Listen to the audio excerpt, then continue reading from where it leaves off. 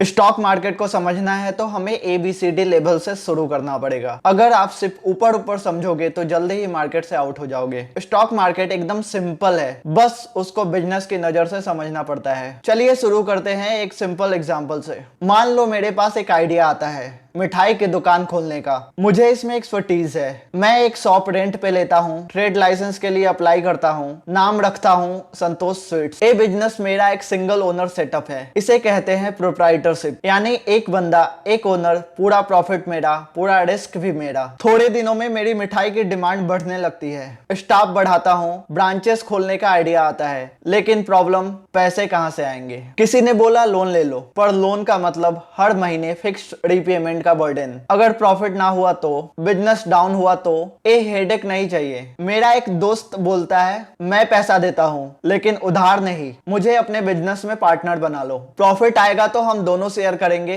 Loss होगा तो दोनों झेलेंगे। मैंने सोचा ये तो मस्त आइडिया है, पैसे भी मिल गया और कोई रीपेमेंट का टेंशन भी नहीं। हमने पार्टनरशिप स्टार्ट कर दी, बिजनेस चल पड़ा, डिमांड पूरे शहर में बढ़ गई, लेकिन अब और ब्रांचेस के लिए और पैसे चाहिए। हम दोनों का कैपिटल लिमिटेड था। तब मेरे पार्टनर ने बोला मेरे फादर इन लॉ इन्वेस्ट कर सकते हैं, पर एक शर्त पर। उन्होंने कहा मैं पैसा तभी दूंगा जब आप अपने बिजनेस को प्रॉपर कंपनी बनाओ, जहां ऑडिट होगा, कंप्लायंस होगा और मेरे राइट्स प्रोटेक्ट होंगे। हमने मान लिया। पार्टनरशिप फर्म को प्राइवेट लिमिटेड कंपनी में कन्वर्ट कर दिया, नाम रखा संतोष स्वीट्स प्राइवेट लिमिटेड। अब हम 3 शेयर होल्डर हो गए, हम दोनों 40% और फादर इन लॉ 20%। यहाँ एक इंपॉर्टेंट कंप्लायंस आता है। हर कंपनीज को साल में एक बार AGM यानी कि एनुअल जनरल मीटिंग कंडक्ट करना पड़ता है। हर साल एक बार शेयर होल्डर्स को ऑफिशियली बुलाना पड़ता है, जिसमें कंपनी अपने अकाउंट्स, परफॉर्मेंस और इंपॉर्टेंट डिसीजंस शेयर होल्डर के सामने रखती है। ये उनके राइट्स को प्रोटेक्ट करता है। AGM में शेयर होल्डर्स के सामने कंपनी अपना एनुअल रिपोर्ट रखती है और इंडिया में कंपनीज का अकाउंटिंग ईयर हमेशा अप्रैल से मार्च तक का होता है। मतलब हर साल अप्रैल से नया साल शुरू होता है और मार्च में खत्म होता है। आगे चलते हैं। बिजनेस तेजी से ग्रो कर रहा था। एनुअल जनरल मीटिंग में डिसाइड हुआ कि दूसरे सिटीज में एक्सपेंड करना है। इसके लिए हमें 110 करोड़ चाहिए थे। वेंचर कैपिटलिस्ट से 10 करोड़ मिल गए शेयर्स के बदले, लेकिन बाकी के लिए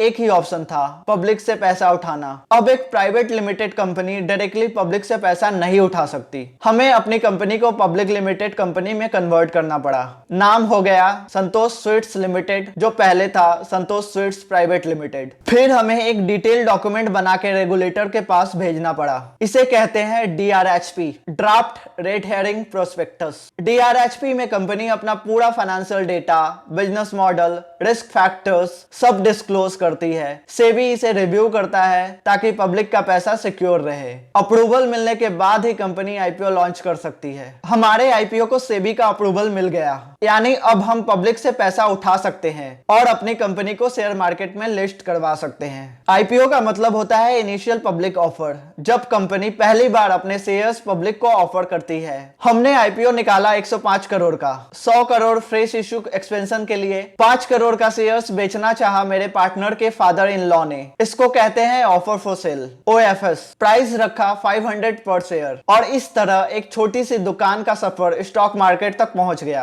आपने देखा कि एक छोटी सी मिठाई की दुकान से कैसे एक बिजनेस प्रोप्राइटरशिप से पार्टनरशिप, फिर प्राइवेट कंपनी और फिर पब्लिक कंपनी बनकर स्टॉक मार्केट में पहुंचता है। लेकिन ये सिर्फ शुरुआत है। अगले पार्ट में हम स्टेप बाय स्टेप देखेंगे डीमेट अकाउंट क्या होता है और कैसे खोला जाता है, शेयर्स खरीदना बेचना कैसे होता है, कौन सा शेयर खरीदना चाहिए और कौन सा अवॉइड करना चाहिए, अच्छे स्टॉक्स पहचानने के बेसिक तरीके, कब बाई करना सही है, कब बेचना सही है, और एक इन्वेस्टर का राइट अप्रोच क्या होना चाहिए। यानी कि आपको स्टॉक मार्केट की एक कंप्लीट जर्नी मिलेगी, जिससे आप सिर्फ एक ट्रेडर नहीं बल्कि एक लॉन्ग टर्म सक्सेसफुल इन्वेस्टर बन पाओगे। इसीलिए चैनल को सब्सक्राइब करके बेल आइकन दबाना बिल्कुल मत भूलना, ताकि नेक्स्ट पार्ट मिस ना हो। और नीचे कमेंट में लिखकर बताएं कि आपको ये कहानी कैसी लगी। मैं पर्सनली आपके सवालों का जवाब दूंगा। अगले पार्ट में मिलते हैं।